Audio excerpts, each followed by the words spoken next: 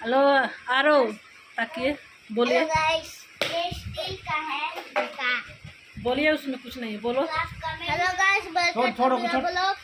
छोड़ो। Hello guys, welcome to Miya blogs. Comment में बताना कैसा लगा मेरा वीडियो। और ये देखो, हम लोग के 7 बज गया, अभी अंधेरा हो रहा है। बिस्कुट है। व्हाइट वाला पैकेट है दोस्तों, 7 बजे आए जैसे। और ये जूता अंकल का दिखाते हैं कैसा लगेगा।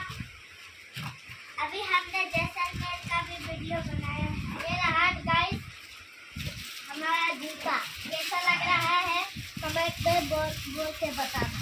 कमेंट बॉक्स में बोल के बताना कि कैसा लगा, कैसा लगा। इंडस कंपनी का जूता आता था, उसका इंडस से बंद भी बढ़िया करने रहा के है। लिए। टीआरबी और ये है उसका बॉस बंद करने के टीआरबी लिए। नाम से ये बेहतरीन जूते आ गए।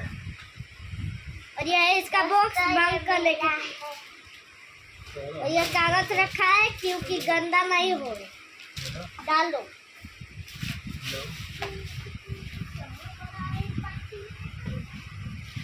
आ रहा इधर देखिए। और गाइस